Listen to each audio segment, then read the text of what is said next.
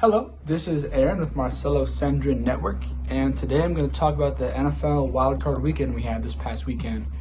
So, we had some great games all across the NFL, but the first one we had the Houston Texans defeat the Los Angeles Chargers 32-12, and this was a big win for Houston at home. I mean, Houston's defense was absolutely dominant this game and forced Justin Herbert to throw 4 interceptions. Let me say that again, 4 interceptions. He had not thrown an interception since October. Justin Herbert had, and he threw 4 against the Texans on Saturday, including a pick 6, which pretty much put the game out of reach. So, again, Houston's defense played great, really made it tough for the Chargers to get anything going on offense. And again, the Chargers did have a great season, but I think they're just missing a few pieces on offense, especially wide receiver to complement Ladd McConkey and Quentin Johnson. And Ladd McConkey had a huge game. I think he had 9 catches for almost 120 yards and a touchdown. He was pretty much their whole offense. So, again, I just think the Chargers need another wide receiver next year, and they're going to definitely be a team to beat with. They got Justin Herbert, franchise quarterback. But again, tough loss for Herbert, who's now 0-2 in the playoffs. So,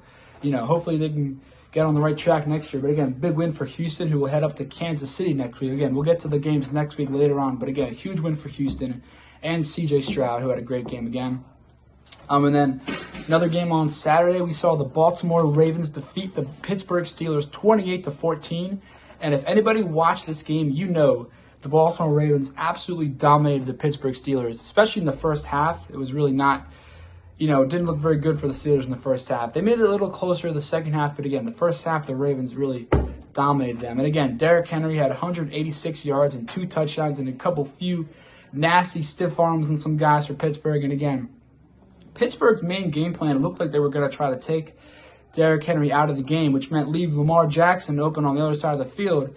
As we saw Lamar carry the ball for 15 times for 81 yards, which is, I think, the most Lamar has kept the ball for once in an entire game. Again, Pittsburgh is really focused on stopping Derrick Henry, but that left Lamar, making these guys look like fools over here. So, huge win for the Ravens. They got a big game next week against Buffalo, which we'll get to later on. But again, especially the Ravens defense played great. A few, miscommunications led to some Pittsburgh touchdowns, but again, a big win for the Ravens, especially Lamar played great.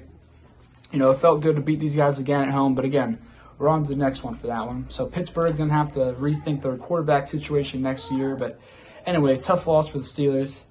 And the games yesterday, we saw the Buffalo Bills defeat the Denver Broncos 31-7. And if you guys remember, I picked the Broncos in this game on Thursday, but again, I knew the Bills were going to win. A huge win for the Bills. Josh Allen was being Josh Allen, beat himself. 300 yards, 2 touchdowns. And James Cook, the Bills running back, had a great game as well. He also had over 100 yards and a touchdown. So the Bills' offense looked pretty good. And again, the Broncos, rookie quarterback Bo Nix played okay, but the Bills' defense did make it tough for them to really get anything going on in this game. So kind of sluggish for the Broncos, but again, a big win for the Bills. They will play the Ravens next week.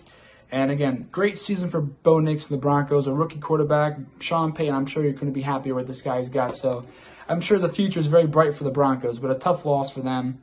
And again, yesterday we saw the Eagles defeat the Packers 22-10.